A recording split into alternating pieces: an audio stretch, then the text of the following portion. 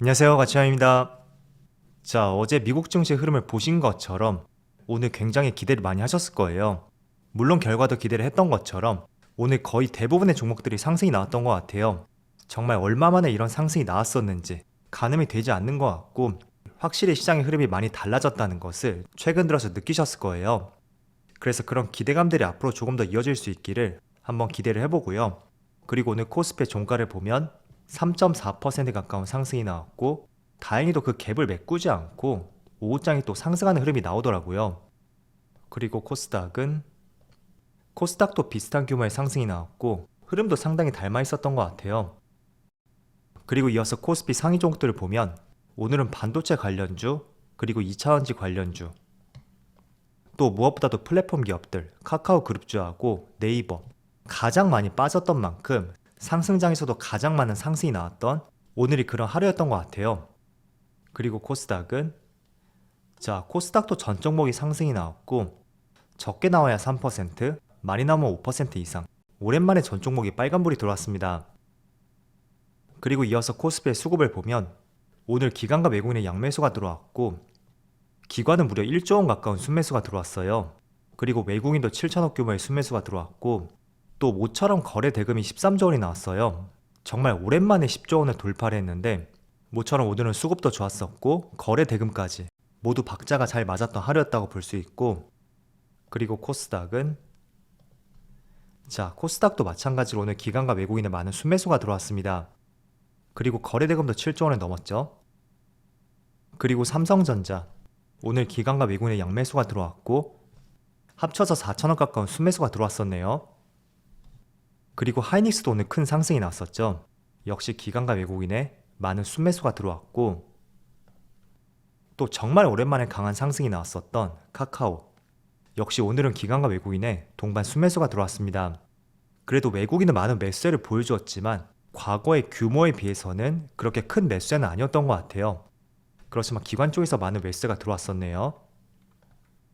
그리고 오늘 다시 한번 신고가를 경신했던 LG에너지솔루션, 오늘도 외국인의 많은 순매수가 들어왔고 기관은 순매도가 있었네요. 그런데 기관은 과거에는 연기금이 꾸준히 매수세를 보여줬거든요. 거의 외국인과 투톱이었다고 볼 수가 있었다면, 최근 들어서는 연기금 쪽에서 약간은 관망세를 보여주는 것 같습니다. 자, 이어서 주차별 매매 동향에 대해서 살펴보도록 하겠습니다. 11월 11일 외국인이 가장 많이 매수한 종목은 삼성전자, LG에너지솔루션, 삼성SDI, LG화학, LG이노텍, 주로 반도체가 2차전지를 많이 매수를 했던 것 같고, 그리고는 1조 원 가까이 순매수를 했었던 기관도 삼성전자, 네이버, 카카오, NC소프트, SK하이닉스, 반도체하고 플랫폼 기업, 그리고 게임주까지 이렇게 매수를 했었네요. 자, 이어서 해외 증시를 보면 어제 미국 증시의 흐름이 굉장히 큰 폭의 상승이 나왔었잖아요. 제 기억에는 2020년 3월, 그 시점에 시장에 급락이 나왔었고, 그리고 단기간에 큰 낙폭에 따른 기술적인 반등이 나올 때, 그때 이후로 이렇게 많이 상승이 나왔던 것이 저는 처음이라고 보고 있어요.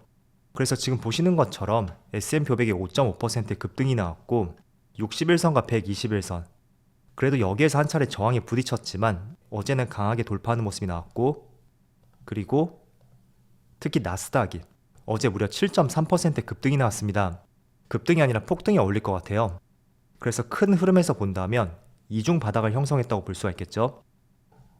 마지막으로 다우지수는 3.7% 급등과 함께 지난 8월경에 200일선에서 맞닿고 내려왔었지만, 최근에도 그 위치에서 확실하게 돌파하지 못하고 조금은 횡보하는 모습이 나왔거든요.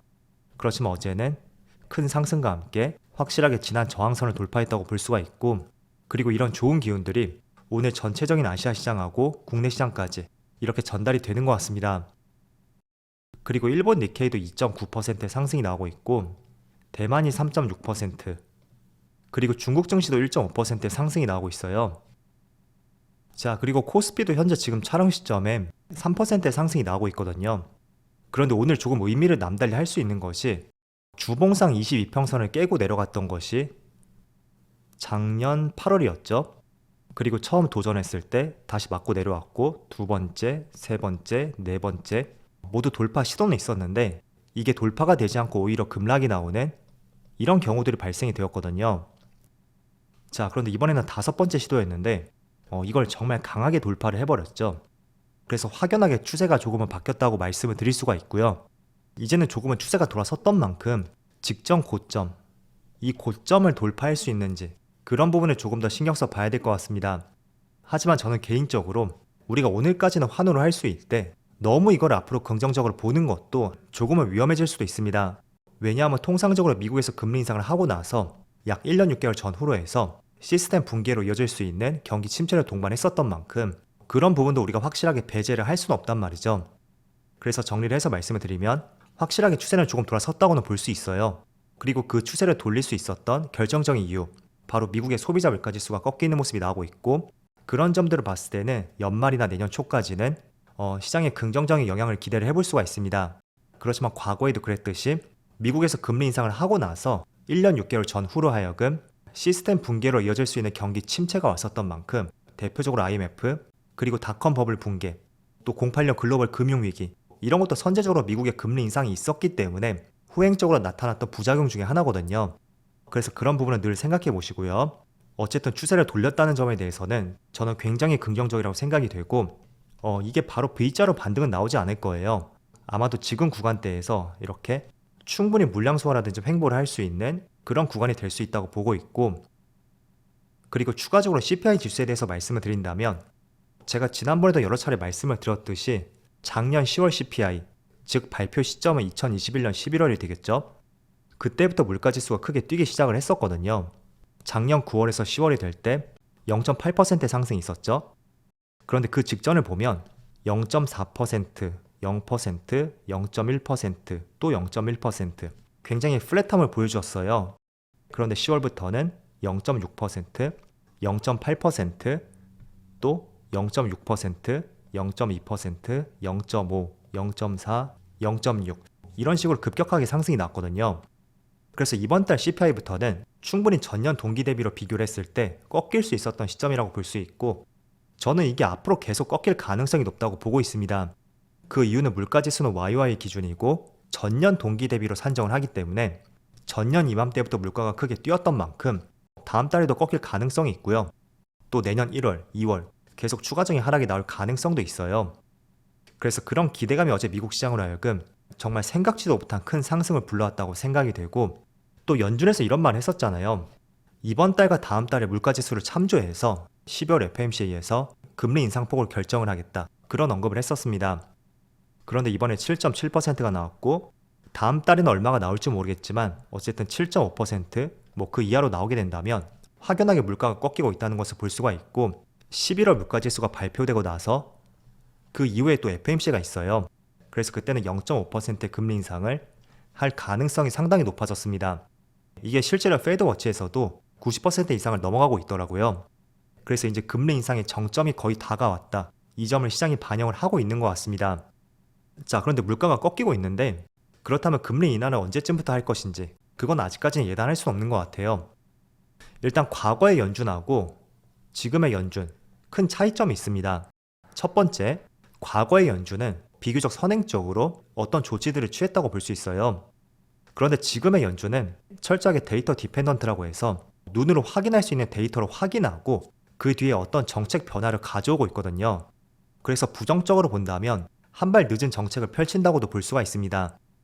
자, 그래서 금리 인하 시점이 내년 말이나 내후년 초에 그때 인하할 것으로 예상을 하고 있는데, 저는 이것도 마찬가지로 어제처럼 물가가 꺾이는 것이 크게 보인다면 데이터 디펜던트라고 말씀드렸었죠.